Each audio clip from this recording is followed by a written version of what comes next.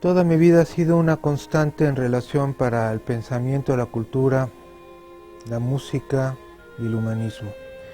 Yo no concibo la vida sin esas cuatro directrices.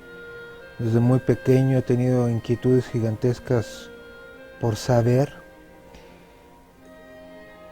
Desde los 15 años, porque no había maestro de música en la secundaria, yo asumí el papel. Yo ya tocaba de solista en una orquesta de cámara allá en la Ciudad de México, de donde yo nací. Y desde ese momento, desde los 15 años, no he dejado de dar clases, ya son 34 años, ininterrumpidamente. Y siempre me he preguntado, bueno, ¿qué quiere decir esto? ¿Qué quiere decir el otro?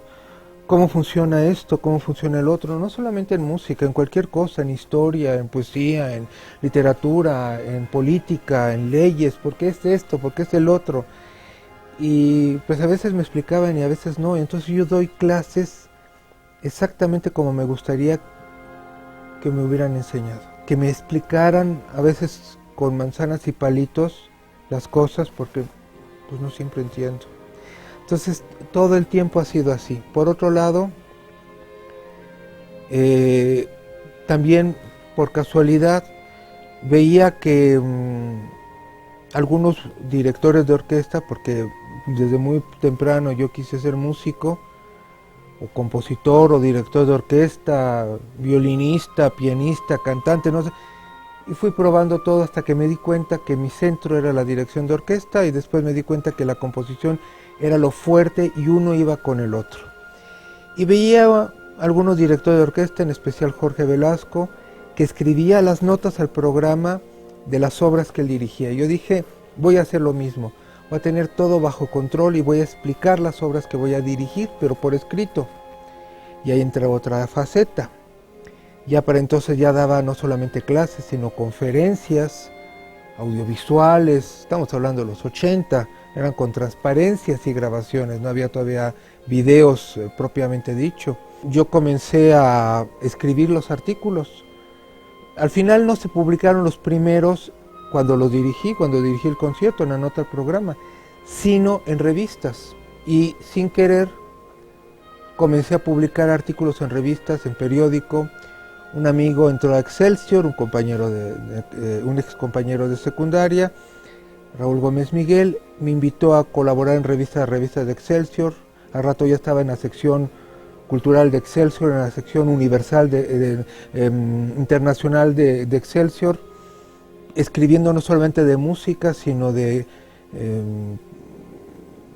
diferentes temáticas, casi sin darme cuenta y con la gran cantidad de publicaciones que había hecho, pues me gano el Premio Nacional de Periodismo en 1989 por mis artículos sobre la caída del muro de Berlín y otros premios más de periodismo, una condecoración de la parte del gobierno de Hungría, del gobierno de la República Checa. De repente me veo publicando una gran cantidad de artículos de literatura, de música, pero era para explicarme todo.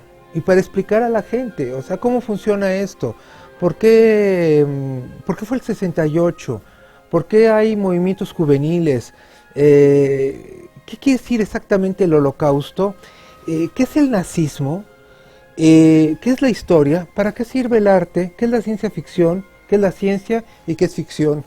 Y todo eso me iba preguntando, aunado a que empezaba en aquel entonces en el periodismo la idea de revistas temáticas, un tema central, entonces era un reto, 8 semanas sobre olimpiadas, entonces un día era el himno olímpico, el otro el himno olímpico que pudo ser pero que no fue, al rato pues hablemos de la música de Corea, porque eran las olimpiadas de Corea, hablemos de música coreana, llamo a la embajada de Corea, me dicen, más bien nos ayudaría porque no tenemos nada de música coreana.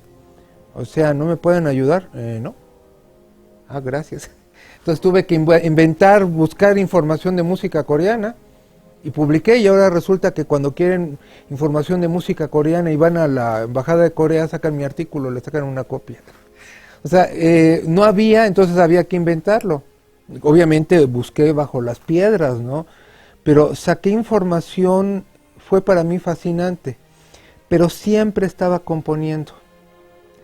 desde antes de aprender a escribir música. Llegué a componer con una escritura musical propia, usando trastes de cocina como instrumento, yo siendo el director de orquesta y a su vez siendo el músico. A eso, pobre familia mía.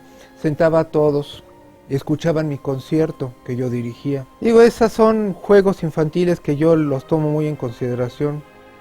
He dado tantos años clase y he dado clases desde niños de 3 años hasta adultos de 100, literalmente.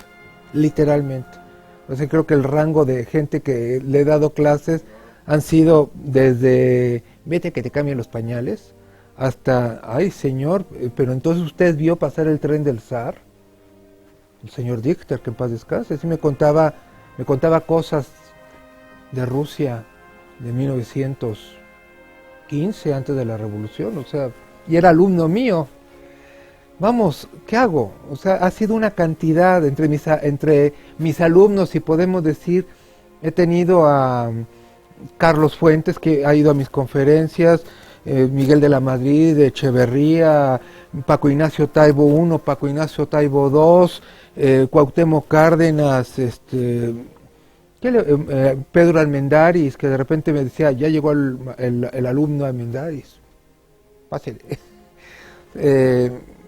Gabriel García Márquez, podemos compartir cosas. Y una frase que me impresionaba muchísimo de un gran compositor alemán, Robert Schumann, compositor del siglo XIX, decía, júntate con los que saben más que tú, y pues que le hago caso. ¿Qué voy a hacer? Tenía que hacerlo, entonces comencé a buscar a José Luis Cuevas, a Octavio Paz, a quedarme en una bodega del Museo Carrillo Gil esperando